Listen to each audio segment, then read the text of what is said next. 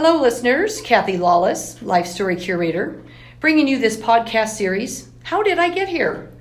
A series of interviews designed for people just starting out in their careers, in transition, or possibly feeling stuck, and giving them access to career stories from people who have already been through what they've been through. They've started out, they've probably been through transition, and they've certainly been stuck through their career. And today we're going to be interviewing Brian Strandes. Hi, Brian. Hello, Kathy. And Brian owns two companies, one called 9 to 5 Search and the other called 10 till 2. Yes. And I can't wait to hear more about how you got into that business.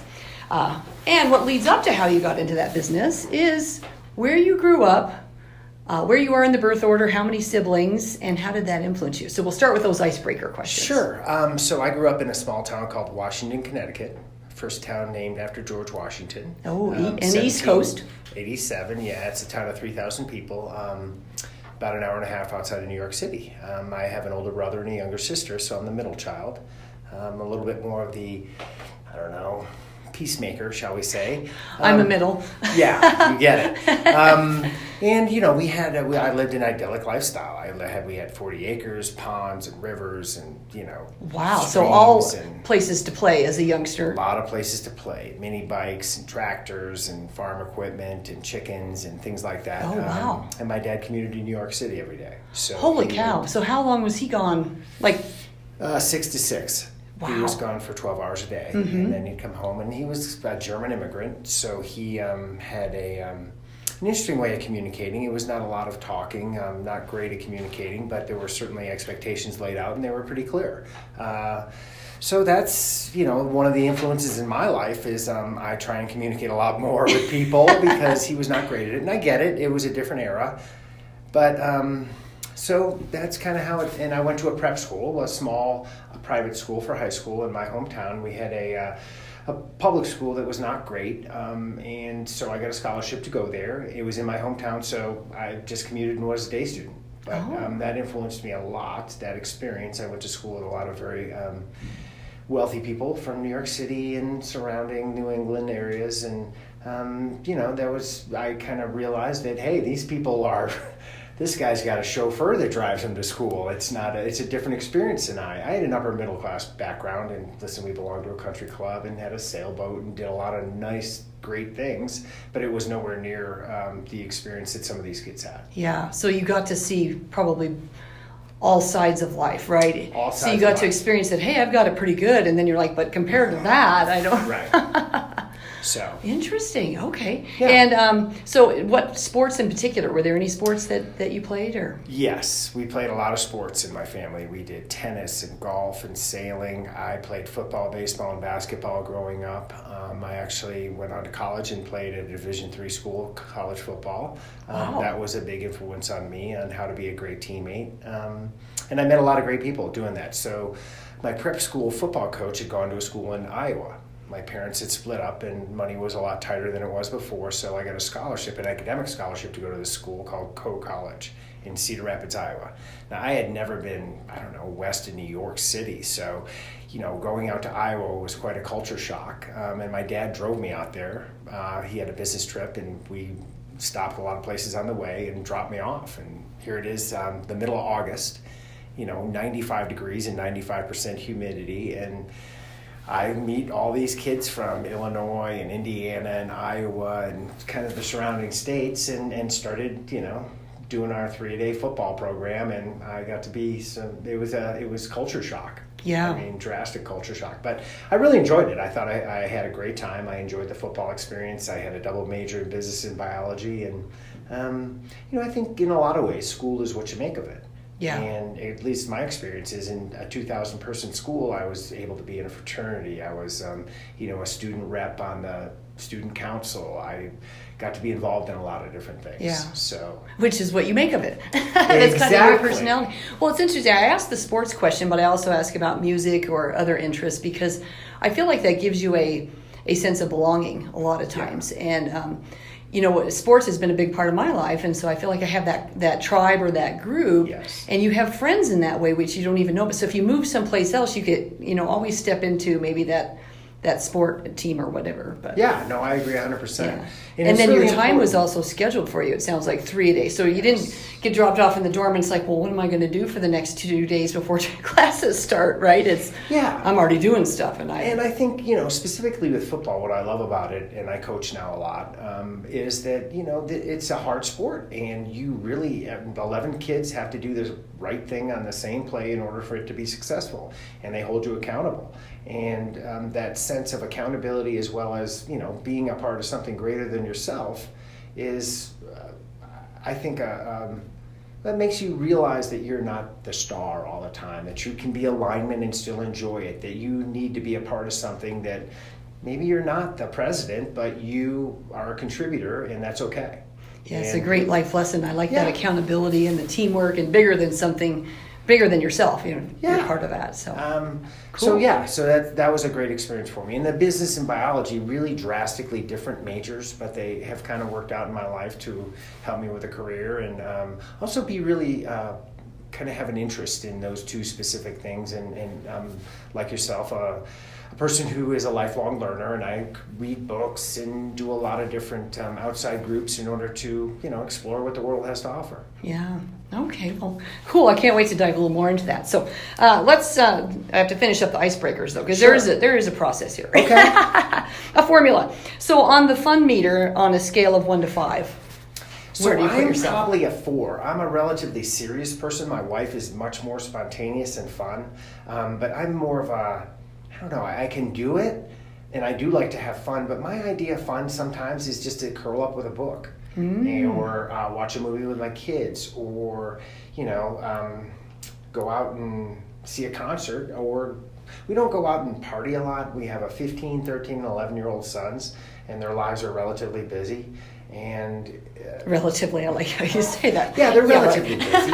But Well, I had an interview on Monday who said she doesn't really call it the fun meter, she calls it the joy meter, or what does she enjoy doing? And it was spending Yeah. time with her husband, reading a book, and it sounds like that's how you're defining it too. And I went to 4 basketball games this past weekend and 1 Nuggets game. So, 2 on one day, 2 on the next day. And that's a lot of fun for me. I keep score. I'm involved in that now that I don't coach them in that sport. So that's really a joy for me. And on Monday night, we watched Remember the Titans, which we do every Martin Luther King Day. It's a great movie on integration, and it's got football as a theme. And it, it's one of those kind of fun family traditions that we do. that's cool. Yeah, it's really cool. And we had a great time doing it. And, my oldest son said he didn't want to watch it. He sat down for 5 minutes and then he never got up. Yeah. It's like, no, I got other things I want to do, right? And then they're just like, no, what? I kind of I need to remember. Or I'm really liking this. Yeah. I don't want to like it because it's not as cool as I want to be, but that's okay. Not as cool as I am today, right? Yeah. So let's switch to the risk meter. Yeah, I'm a risk taker. So I think. Are you off the scale? You're not even a 5? You're No, like I'm an a 8? 5. I'm a 5. I've bought businesses. I have joined smaller companies. I have invested a lot in real estate. I just think that in order to get big gains, you have to take big risks. Now, they're calculated risks, and you use your head, but, you find some people you trust as far as the investment part, and you invest with them. As far as companies or experiences in life, I'll go take a sailboat and go out as far as I can till they tell me to turn around in an ocean, just because it's fun. Yeah. But you've also had some training in that, so it's not like you're... Yeah, it's a calculated risk. Yeah, I've run a marathon. I've done a lot of different things athletic-wise, jumped off of cliffs, and I don't think that there's super duper risks because I didn't go first, maybe. And I saw that you could survive. But I think, to live life big, you kind of got to put it out there. And for me, is a little bit of risk taking. So it's kind of back to what you said, school is what you put into it. You have to take the risk to put yourself out there, right? And you really do. Yeah. And sports is that way too, right? Because you could be the one that drops the ball or does whatever. But guess what? You better have that mentality that I want to get I want the next play to run towards me. I want to get the next ground ball. I want to be up when the game's on the line, because otherwise you're not going to be successful. Yeah, you can't live in that fear or that space of not having confidence. So, well, very cool. That's, I think, some great insight into Brian. So let's talk a little bit about your 2 companies, and then we'll talk about, and how did I get here? Yes, so 9 to 5 Search is a recruiting company that I started. We specialize in finance and accounting for business services, construction, and engineering companies. I just like that area. I like accounting, and I think that, not that I am an accountant, but I think it's very tangible. People need them, they turn over. So there's some movement in the industry so that I can make my commission on placements. And what we focus on there is really, with the people that we place, is culture fit. So I have hired and fired a lot of people. For the last 20 years, I've been a business owner. The last 4 were 10 till 2 and 9 to 5 Search. But I hired and fired a lot of people and made a lot of mistakes. And I think what I wasn't looking for was that, do our values line up? Do we show up for our clients and customers the same way? Do we kind of have a process and a similar idea of how to serve our client, our customer? And I think that those things are really important. We can teach people skills. Experience comes with time. God either gives you talents or he doesn't. But culture fit is really one of the missing things that I think people are looking for now, because when I interview people and interview companies to work with, a lot of times they don't know what their culture is. They haven't intentionally created one. So it is what everyone kind of feels around the office, and it might be one thing for one person, another thing for another person. And I don't think that's a great way to have an intentional culture. Yeah. For people, they just don't, they get their values, they understand what their values, but they don't realize sometimes, at least older people don't realize, that their culture or their values can line up with their organization, with a purpose, with a mission, with a way we do business, with an ethical or moral value that is associated with the way we do business. Those things are really important for people to stick around. Yeah.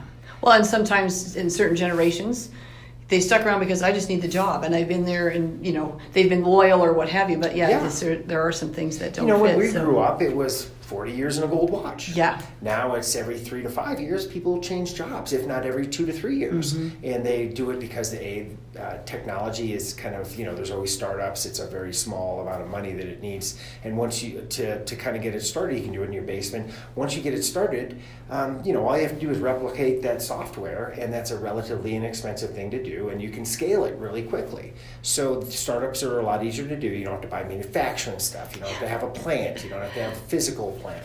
So, it's a different world, and so I think that's not unusual that they do that, but I think also, the reason why I emphasize culture is because I don't want someone to move down the street or to the next job because of, $100 a week, $5,000 a year. That's ridiculous. I spent so much time, effort, and money to train these people. And granted, if they're not happy, they should move on. But if they just want a little bit more money, maybe we can come and talk. And maybe I can not compensate them with specifically $5,000 more, but maybe I can say, hey, something right now that's not in the program, we're a little tight. How about if you work from home on Friday? How about if we give you a lot more flexible schedule? How about if I give you a new title? How about if I send you away for a little bit more education or buy you an online class to get your skills up better so that I can kind of justify that $5,000? Mm-hmm. There's a lot of different ways to compensate and reward people that I think are maybe not as expensive as strict cash, but will allow them to become better people, better employees, feel more fulfilled, and stick around. Wow. So, I can definitely tell you're in the people business. Yeah. But it has to work for the employer and the employee and you. I mean, you're bringing them together. And you mentioned so many different things that do make a difference for people and for companies about how that fit works. So obviously you're an expert because you own these businesses. So. Wow. So now let's go back to when you were a youngster. You mentioned business and biology. That's not people business to me. Business, no, sort of. It's not. So what did you want to be when you were a young man?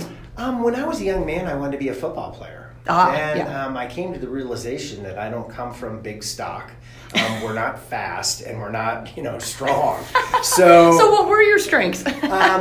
Perseverance. I think which goes a long way. Right, it goes a long way, but it doesn't go to the NFL. I realized that I couldn't be a football player, so then I decided to be a kicker. So I thought I could be involved, and so I started to go outside and kick and kick and kick. And then I looked around and I saw, the kickers in the NFL are all soccer players. I play football. I'm not really a kicker. I'm a football player. So that's kind of out the window. So then I decided, one of the courses I had from a fabulous teacher in high school was a biology course. I always knew I wanted to get into business. My dad was a sales guy and a business guy for his whole life. And I thought if I can combine those two, that would be a fabulous thing, because I have a great interest in biology. Business is how you can make a living and have a great life, and and it's just a great foundational information for set you up for so many things. Correct. So after I went away to school and got a business and biology major, I got a minor in history too. So I was busy when I was doing, they're all kind of diverse and you have to take a lot of classes. Biology has a lot of labs, so there's a lot of extra time. But oddly enough, I did always better in school when I was in football during the fall. I was just going to say, and throw sports into that. That adds to the busyness. But it's an organizational thing. I knew I had to go to class, go to practice, get my work done, and then hit the rack. And so it was kind of a cycle, and I'm a routine guy. I like processes, I like systems and routines. And when I was in that routine, I didn't have time to really wander, shall we say. And in college, there's a lot of distractions. There's girls, there's beer, there's parties, there's a lot of different things going on. And when I was in that kind of mode, I didn't have any problem just staying in it. So when I was at school, I got a biology and business degree. I got out. I was recruited. I went to a job fair in Chicago, and a company called Pfizer Laboratories said, "Hey, we'd really like to interview you." And I said, "For what?" I didn't even know what they did. I didn't know there was an industry in ethical pharmaceuticals. And they said, "Well, we need some salespeople. We have a pretty high bar. We get a lot of people from the military academy graduates, Air Force, Army, Navy." And I went and interviewed and actually got hired and moved from Iowa to Kansas City. So did you know that sales? I've always been. Or did they kind of pick up on that?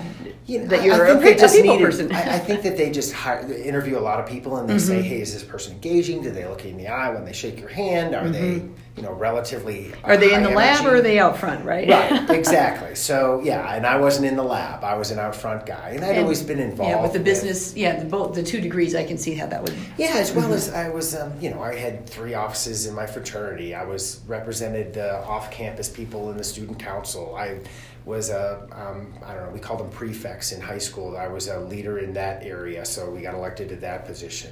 And so I've always kind of been involved in some outside things when, oddly enough, you kind of rise to leadership positions or at least influential positions. And, you just try and give people what they need as far as sales go. So anyway, I went to work for Pfizer in Kansas City, and that was a eye-opening experience. I had a great time learning about sales. They go with a Xerox sales program, which is kind of the gold standard. So they did train you. They trained a lot. We went to New York City, which was comfortable. I had a lot of relatives that lived there, and I spent a lot of reasonable time there as a kid. We got trained very well, went back, and I did that for 4 years. And I met a few guys at some doctor's offices who drove around in nicer cars than I did. Well, I'm not a shy person, so I said, "Hey, could I buy you lunch or a cup of coffee or something and find out what you do?" Well, one gentleman sold heart valves, and another guy sold orthopedic implants, hips and knees. And so I'm like, wow, I don't really want to drive this Ford Taurus for the rest of my life, even though it is free.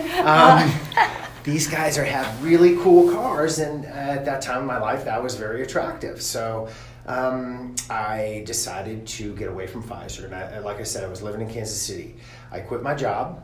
I took a risk. I had some money saved up. I went to Europe for 3 months and visited some of my dad's relatives in Germany and England, and kind of got a Eurail pass and bummed around for a little bit. I didn't do it right after school. I did it after I had some money, so it was a little bit different experience than the poor person's one. And then I moved to Denver. My roommate in college was selling real estate out here. We also played football together. And, we'd always wanted to start a business together, and we couldn't do that if we were in different towns. I was spending a lot of time out here traveling back and forth because he's just a great guy and we're just kind of friends for life type of thing.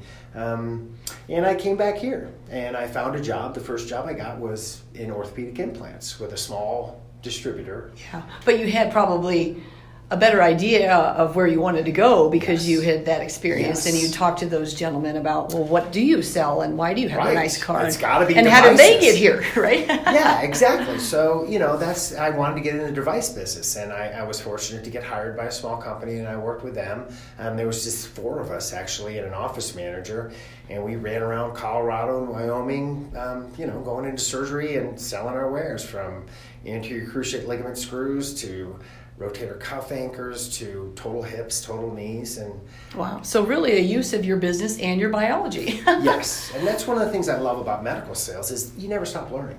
I mean, it's always something new, right? Yeah, there's always a new product. There's always a new technique, a new procedure, a new way of doing things, a new drug to treat the patients. And so, being an expert in your field has always been important to me. And I think that when you're an asset for any business, whether it's a physician or a surgery center or a hospital or a manufacturer or a construction company, that's the way you get invited back. Okay, they'll give you a chance if they know you, but the way you get invited back is by giving them a great service at a good value and making sure that they have a good outcome from what you give them.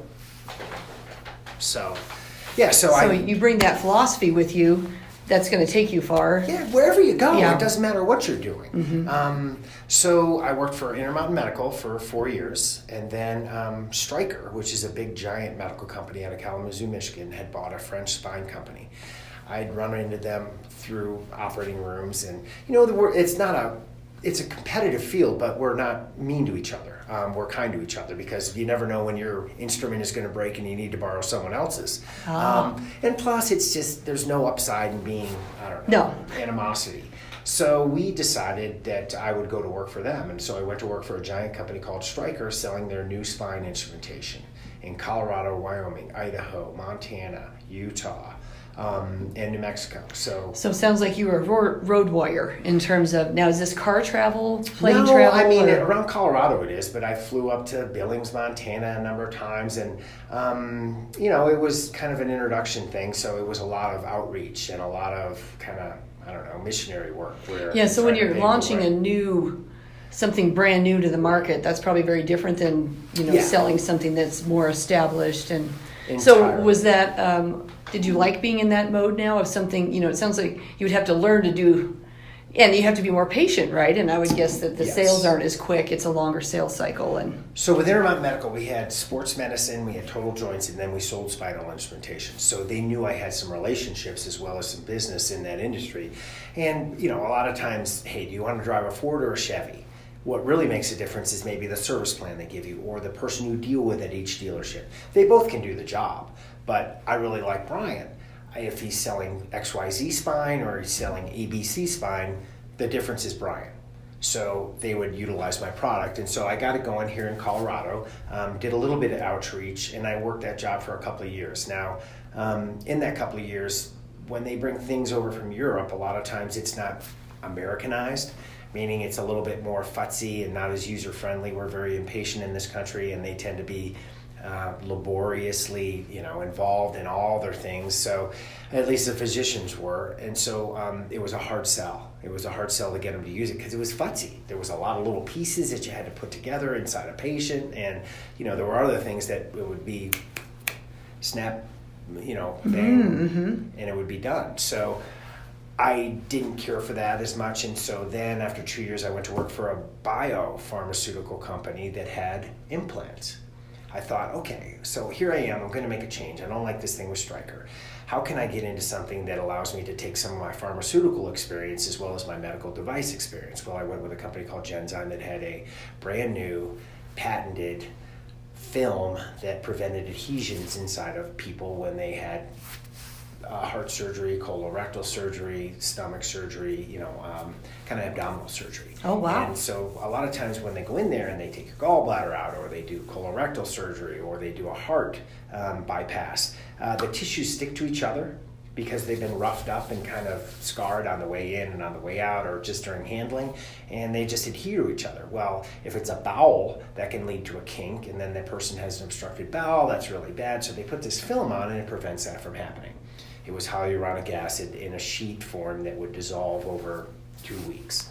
So it was interesting. The application of it was pretty hard, so you had to teach people how to do that. But they also had other products. They had heart suture. They had punches to put holes in arteries and veins in order to do bypass surgery. So I spent a lot of time in general heart surgery and then colorectal surgery. Wow. So I'm sorry, I don't know the business side Sure. of this industry. Who do you sell to? We sell to the doctors. To the doctors directly. The doctors. So you have like a Rolodex use. of all of these doctors Yes. that you would then get time on and you could get time on their calendars? Well, you meet them at the scrub sink when they're washing their hands before a case. You make an appointment at their office and, have lunch or a Coke or whatever.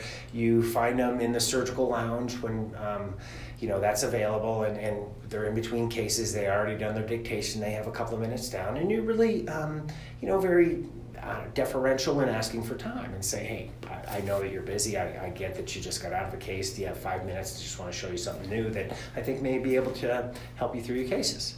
And, some of them would be, sure, great. The other guys, it depends upon the day. And they would say, no, I'm really not interested right now. Why don't you make an appointment with Sally at my office?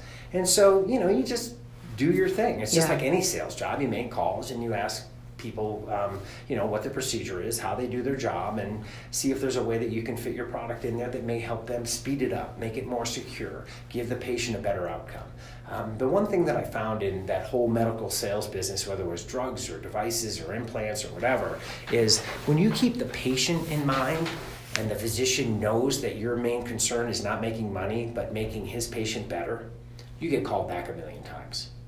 Serve the ultimate client, which in that instance is the patient. Yeah. Right. And if they have better outcomes, there's no reason for them not to come back. So, that takes a little growing up and a little bit of the world is a bigger place than just my little world, as well as, I'm part of something bigger than myself. So, but when I did that, and a gentleman that I specifically remember, a gentleman who I was doing hips and knees with, he had a broken clavicle out in the western part of the state. He had a patient with a broken clavicle. He says, hey, Brian, I know you have some plates. Can you get them out here? You don't have to come, do this. And I told him, I said, well, Mac, really there's a better product for this. I don't sell it, but here's the guy who does, and this is why it's better. Well, he ended up calling that guy, using his product. After that, I could do no wrong because he realized that my concern was for his patient, not for my pocketbook. And, after that, he gave me more and more business, but it wasn't things that weren't as good as what he was using. It was the situation where, hey, if you have something for this and it's equally good, I'll use it because I know you care about my patients, and that's ultimately none of these other guys do. Yeah. So that's the philosophy and kind of the mindset that you brought to your job. Yeah. And your job, by the way, is life and death. I mean, this is correct. This is not copier ink, Right.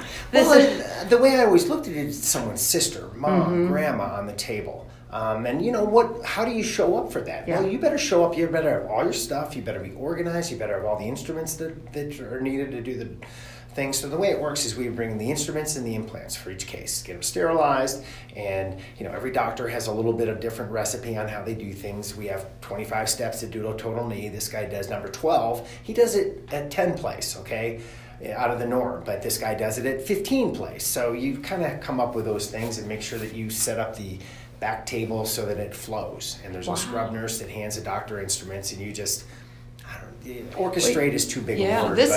I'm learning so much about this. I know it's getting a little off of your career, sure. but what I didn't realize is that you all kind of came in that, like right in the room, right? I'm thinking it's like it's in the office, it's in the conversation, and then they figure out how to incorporate it into their process. But no, you're the one that had to figure out how to incorporate it into the process. And there's a million things for a physician to do, and if they can take this off the plate, you go look at the x-rays a week before to make sure you have the right implants. If it's a really deformed knee or hip or whatever, maybe you bring in some things that are extra because it's out of the norm. Yeah. So wow. Anyway, okay, so it's an interesting responsibility. You're deep in that business, so then how did you get over into the, or am I great jumping question. too far? No. I really enjoyed that, so I worked for them. Then in 1999, I bought into Intermountain Medical, the original distributorship that I worked for. Ah, okay. They had compressed, and as a life of a distributor, you get products, you lose products, they get sold to bigger companies. I joined two guys, and we had about $1 million in sales. In the next 15 years, we built it up to $10 million in sales. Congratulations. So tremendous growth. Yeah, we had great growth. It was remarkable. And we hired a lot of people. That's where I made a lot of mistakes. And then came Obamacare. And there used to be about 20 hospital systems here in town. Now there's 4. And the physicians were independent.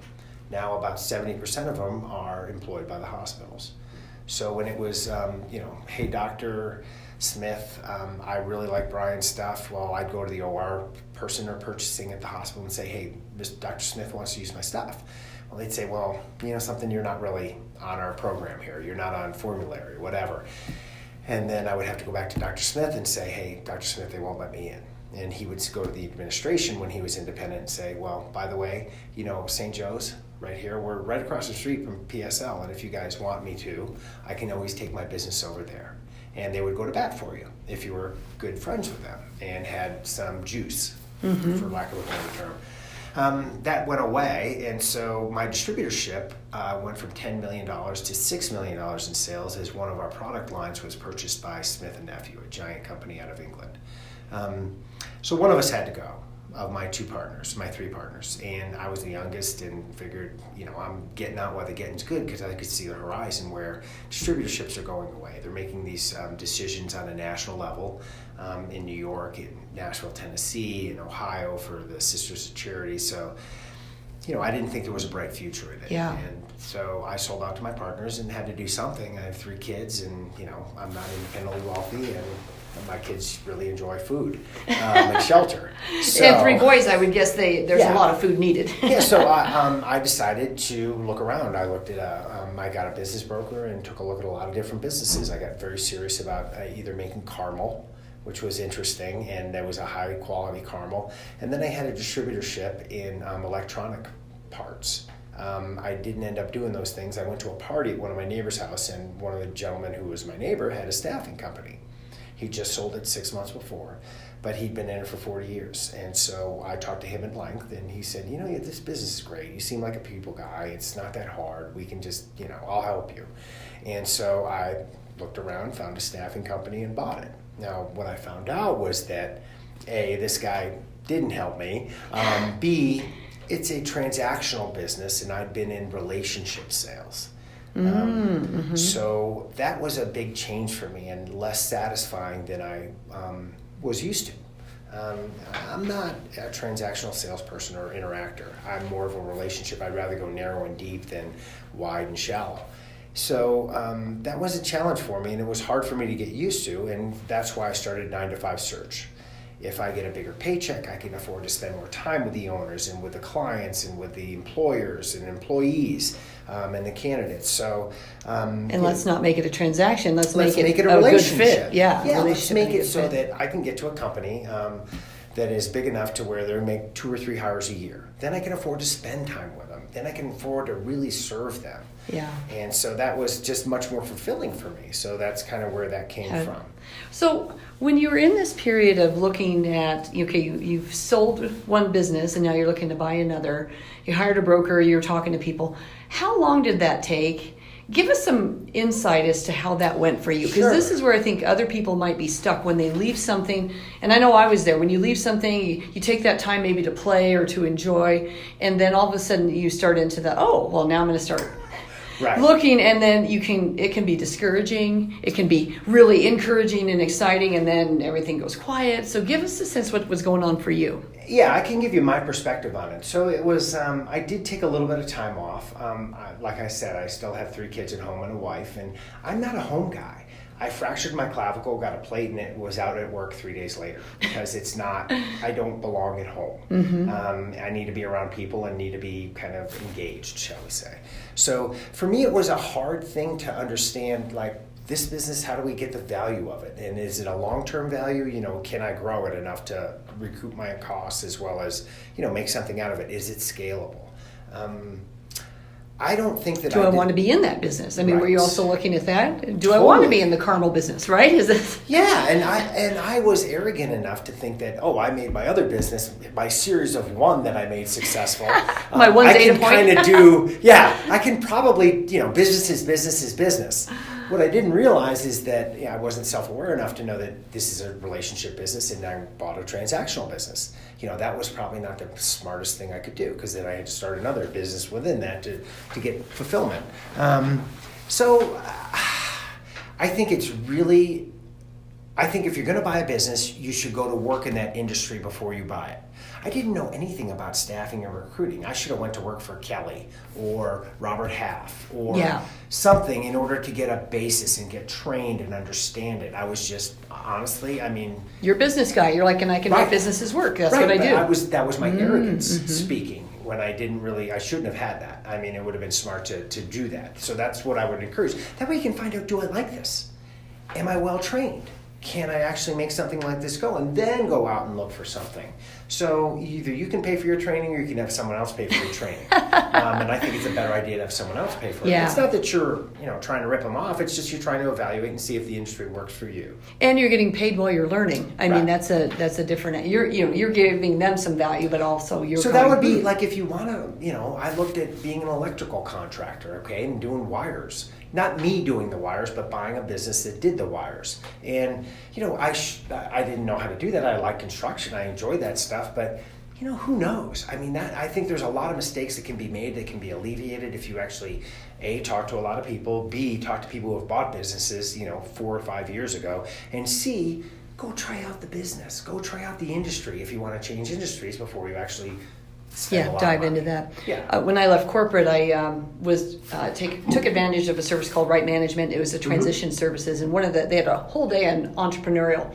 Well, I knew within the first 15 minutes I didn't want to be entrepreneurial at the time because they were very good at saying, when you're entrepreneurial, you're selling, you're doing the expertise, accounting, and you're marketing, and then you're also doing all of the thing you really want to do. So if you want to do just the thing you want to do, you may not want to be an entrepreneur because you have to do so much more in those other realms. But so it's a very good point about how do you figure that stuff out? And they talked about franchises and everybody wants to. If I had 3 Subway stores, think of the money I would make. Well, do you want to work with teenagers? Do you want to be called in because people don't show up? And so you really have to look at that. So it's really interesting. Probably the best, smartest thing that I did is I went to B&I groups and, the chamber groups and all that. And that was more about people stabbing you with cards, asking you what you could do for them.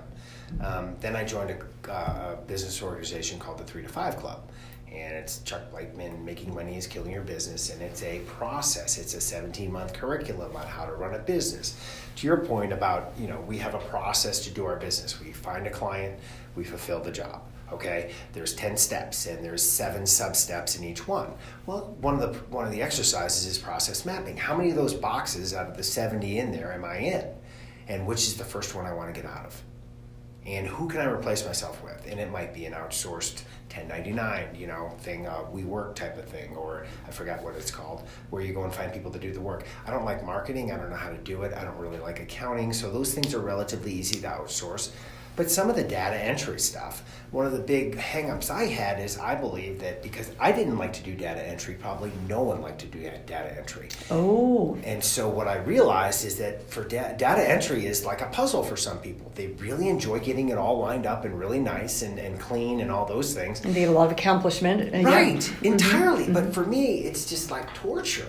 I mean, it's just me in a computer in a little corner just punching away at keys. And, I'd much rather engage with people and be involved and kind of get fired up about a project or meet someone or do something like that. So, after I overcame that hurdle and kind of got out of the boxes that didn't energize me and was doing just the things that do energize me, I kind of realized that, this is a lot better. Oh my God. And there's so many people you can outsource to for a lot better value. So I can spend $20 having someone enter the data, or I can take my time, which I feel is worth, more than $20 and enter the data. So it doesn't even make economic sense for me to do it. Yeah. So I can be much better getting a new client or fulfilling a job or getting something else.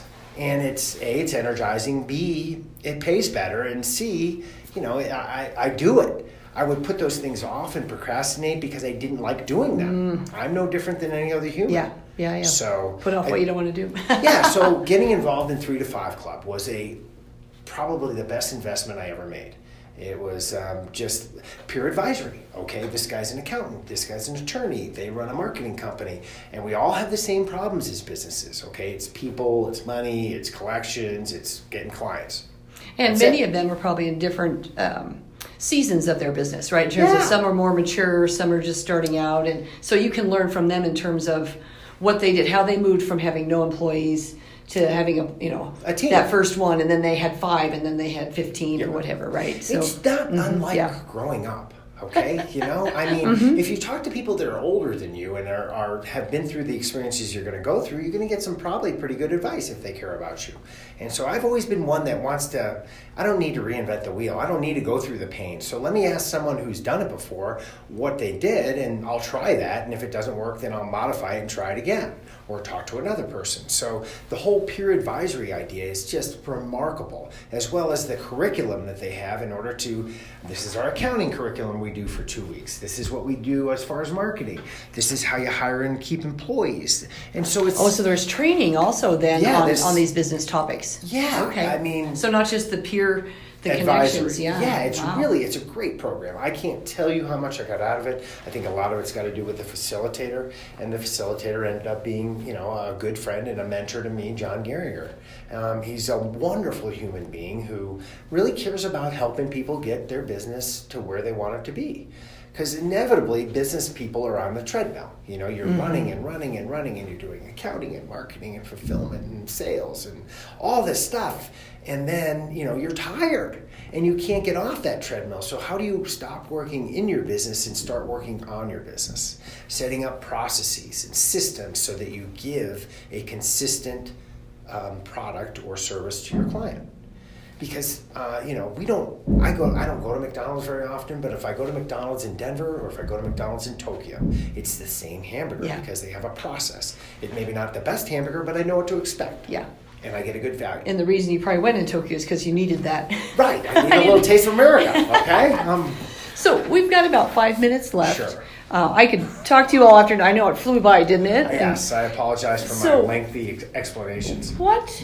When you look back on your career and your life and how you made decisions, what might you suggest was the smartest thing you ever did, just overall? You just said the smartest thing you did as a small business owner was the 3 to 5 Club. But yes. What's kind of served you well if you looked at a theme in your life? I think talking to other people. I really believe being transparent and authentic and having a peer group has been, whether it's in my personal life, I have it through the CTLF with, I'm in a men's group where we can really kind of all talk. There's gentlemen in there who are unbelievably successful, and there's me. It's a group of 12, but there's a wide variety of experiences and backgrounds, but we all kind of have the same problems in our personal lives or in our business lives. Mm-hmm. And when you can be transparent and authentic and vulnerable, you get honest answers, and you get help, and you find your tribe. Maybe that's a better way to put it. Find your tribe that are people who are like-minded, share your values, share your aspirations, share kind of where you want to get to. We have a saying in CTLF, if you want to go fast, go alone. If you want to go far, go together.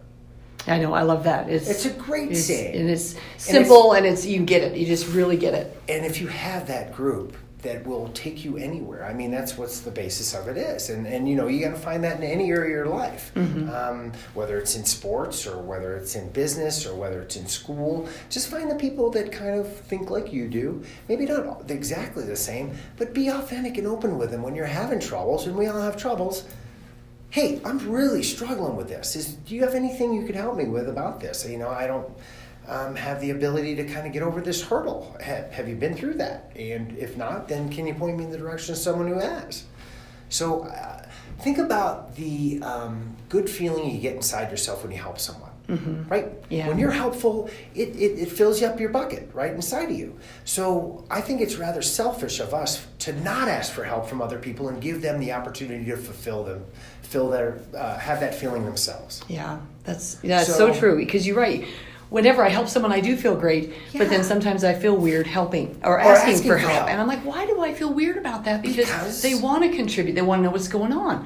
Not everything is perfect. And by the way, a lot is perfect. So also share that, right? Share the good stuff too. So, you good, the bad, and the ugly, all that other stuff. But give other people an opportunity to serve. Yeah. And then ultimately being service of your client and friends and business associates and people you meet, and just try and do the next right thing. So like I said, I have 3 sons. I've coached football, baseball, basketball, and soccer for them, over 70 teams. And I think one of the gifts I have is I know how to build teams, and I know how to come up with a goal collaboratively and then put in place steps to achieve that goal. That's my gig. And I talk to my kids a lot about it. I said, your job in life is to figure out what your gifts are. Your purpose in life is to give them away. Because inevitably and invariably, when you give them away, you'll get compensated. It all comes around. It's a big circle. And so just, those are hard things for an 11-year-old to understand. But my 15-year-old oftentimes asks me, Dad, I don't know what my purpose is. So I'm like, let's look at your gifts. Okay, you're smart and you're funny, all this stuff. And we all build our kids up and think they're the best thing, which is the way it should be. But, use those gifts and give them away. Make other people laugh. Be a great friend. Be a service. Go shovel the next door neighbor's driveway and say, I don't want to get paid. I just did it because you've always been kind to us. Or you just, I just want to do it because it's the right thing to do. And when people act that way, as a community, life works. Yeah, and then other people see that and they start to act that way. It's such a great philosophy. So, well, Brian, I could spend all afternoon talking with you. It's been fun. Thank you for sharing your story, and I think yours is a story that I really want to put out there because it also, your philosophy is what this podcast is about, which is how do you share your story? How do you share what you've been through and how you had to overcome some things here and there? And it's not always easy, and sometimes you make mistakes, and you've talked a little bit about that. I mean, we could have gone deeper there, but sure. It is about sharing that, and then someone else might go, oh, well, I need to try that. Or they can always contact me. I can tell them all the mistakes I've made as far as buying a business so that they don't make them. As a matter of fact, I have a lot of people who do that. Yeah, learn from my others. Peer group. Yeah, why should they make the same mistakes? Yeah. Well, thank you for that offer. So, sure. Listeners, if you enjoyed today's podcast, please subscribe. You can also find me on lifestorycurator.com, and then I'll put your information, your company information out there. So if you have questions for Brian, questions for me, please put those out there, and I'll make sure he gets them. If they're for me in future podcasts, then I'll try to incorporate them into some other interviews. So on that note, have a great day. Hey, thank you very much for the opportunity. I really enjoyed it, and you're a great interviewer. Oh, well, thanks, Brian. You're have welcome. a good one.